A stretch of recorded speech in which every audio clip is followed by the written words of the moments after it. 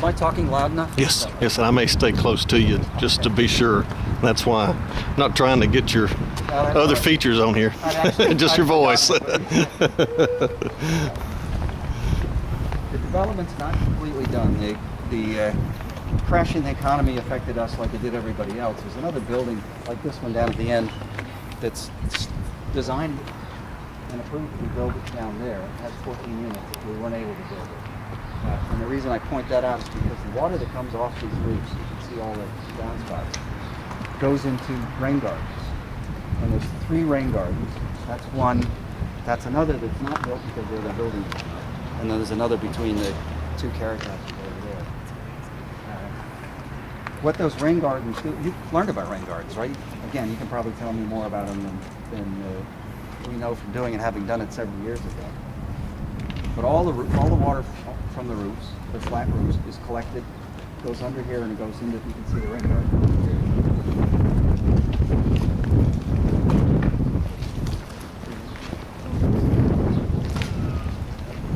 And frankly, they function perfectly in terms of collecting all the water. There's 3 to 4 feet of clean gravel. They call it 57 or number 2. So there's clean gravel under there, of course, with the filter paper, and then the soil on top of that, and the plants are chosen to be both water resistant and drought tolerant. One of the things that also helps us, these were designed to have the capacity to carry the amount of water that should come off of these roofs. But one of the things we did, if you look around here, you won't see any overhead wires. It took several months to negotiate with NES and the city to have them allow us to spend our own money to bury the wires. So all the wires, all the cable, all the foam, all the electrical wires actually run in a trench back there where the grass is. And so there's a certain amount of water that runs it because you have to fill it up with gravel. So the gravel that's in this rain garden was designed to carry all the water. I can't say that there isn't some of that water that runs off into the electrical trench, but that's how I can say it. None of this water leaves this site. This is pervious concrete. Yes. Oh, so please ask, is there significance between these two? Yeah, this is pervious concrete. It's also been very successful. They've improved it. As you can see, it kind of breaks up a little bit. They've improved it a little bit since we've done this. But this is really, I don't know how many pervious concrete parking areas have been done, but there weren't many at the time. At the time, I mean, you could probably count them on both your hands. Yeah, there weren't many done at the time. What's that? There wouldn't have been that many. No, in 2005. Did Alan Spartman help you with this? Yeah. And what it is, if you're not familiar with it, it's essentially concrete with about 25% less moisture in it. It's about 25% porous. So it's kind of a trick because you've got to get it so it's strong enough that you can drive on it. But it's also not solid. It's kind of like a sponge, although it doesn't close up when the water filters through. But the water filters through that. So all of the site is graded so that the water that's not coming off the roofs, what's coming off, what lands on the grade, filters into these areas and filters into, yes. Do you have a problem with freezing? We have it. Everybody asked that question, and it was something we couldn't get any advice on at the time because there wasn't enough experience, but it hasn't affected it at all. They actually mark it on concrete equipment. Yeah. Actually mark it doesn't have sand in it, which is what makes it Right. Like this. But they actually market this because the water moves. It doesn't have time to freeze, and so this is actually used for freeze prevention. Great. Now Thank you. it's marketed that way. What else can you tell them about the concrete if you're more familiar with it? The reason why it is different is because you do lose the strength, which is why it's only Right. parking spaces. It doesn't work. Yeah, wouldn't work in the driveways because fire trucks have to come back here, that type of They thing. have tested. I know Mr. Spartman has tested pervious without rock and just sand, Right. so that to the naked eye it appears traditional. Right. But that is really weak, so that's still in the testing phase. This is about 12 inches thick. What about Yeah. anything like oil and stuff that comes off the car? We've debated this in another class. The interesting thing yes. about oil and other contaminants is, even with a pervious pavement, you go, oh, so it goes through then.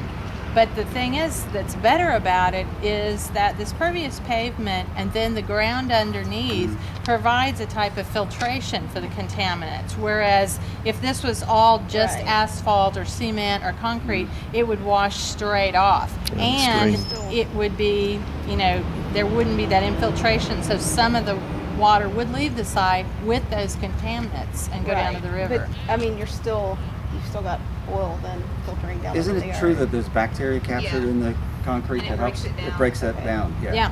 Yeah. So it naturally handles the oil and And the reason I don't talk Yes. about that is because it probably doesn't all get broken Right. down. And so still, if you're comparing in apples to apples, Yeah, I guess it's kind better of to lesser filter evils, yeah. than to run off. Yeah. as far as water inside the buildings, all of the units have tankless hot water heaters. We have tankless hot water. I don't know how much you've got into the construction. The other thing they do is we waste a lot of water. We built my house before we got involved with the Cumberland River Compact, and we didn't know all these things, frankly. And my house is about 80 feet long, and my bathroom's here, hot water's heater is here, but the water goes in a loop like this to the front of the house and then back again. So of course you got to run it an embarrassingly amount of time before the hot water gets, well, in all of these buildings we have what's called a manifold system. Have you looked at those? Okay. What it is you come off the hot water heater and you have a home run to every fixture. So it's the shortest distance that you can possibly get to every fixture with the hot water. It adds a minuscule amount to the cost, but it's a tremendous savings in terms of water. It's a tremendous savings. It's just that much more comfortable. All the things that we did to make these buildings more sustainable add significantly to the comfort level. I mean, that's the real payoff. We have foam insulation in all the buildings. Foam insulation keeps them just absolutely draft free. I mean, you can walk around it with a candle in our buildings and you won't get it to flicker anywhere. That's also the way that the HVAC, and I've kind of switched from water. I can get back to the water if you want me to. you can. Okay. Energy's important too. This is an The, integration class. The HVAC systems, particularly in these buildings, are ductless. And what that means is they're units that you've probably seen in other places, but they're Japanese, they're European. Where's Jerry? He's in Japan. And what they do is they're mounted inside the rooms without ducts, but they have baffles that send the air in 4 directions. They run all the time. And the reason that they're running all the time is they circulate the not the fresh air, but they circulate the conditioned air in the building, so you don't have this strata of hot to cold, floor to ceiling. And they also have infrared sensors, so they look at the spaces in 4 directions. So if you've got, it's a little too warm over here, it just blows air in that direction. So it's treating the air all the time, so they're not on, they're not off, they're not on, they're not off. And it's treating specifically that air that needs to be treated and not the whole building. As a result, you never hear the systems, you never feel the air moving. It's really a remarkable system. Now, if you're a developer and you're considering to do that, they're still pretty expensive in the United States. Is there any difference between the downstairs and then the upper level in temperature then? We have units on all the Each levels. floor. Yeah, on each floor is to keep that as balanced. And they're really the main thing to get back what sent me off into the HVAC, and I want to come back to the fresh air, is the way that the buildings are constructed with it. Have you looked at framing techniques, advanced framing techniques? That's Not green. everybody has. Not everybody has. It's So, in the Somebody green has, building yeah. class. It's really, really important. If you haven't learned yet, that wood is a lousy insulator. So you can seal a building up real well and you can insulate real well, but if you have a lot of extra wood in it, you're losing some percentage of your insulation. So advanced framing techniques just allow you to frame in a way that you don't create a lot of spaces that can't be insulated. So all these buildings are maximized to be able to get insulation in as many places as possible. They're 3/4 inch triple pane glass. So you can put your hand on the inside of the window and you put your hand on the wall, and if there's sun shining right on it, you can hardly tell the difference. As a result, the inside spaces are just remarkably comfortable. And the heating and cooling almost happens in the background. You're not even aware that it's running. Because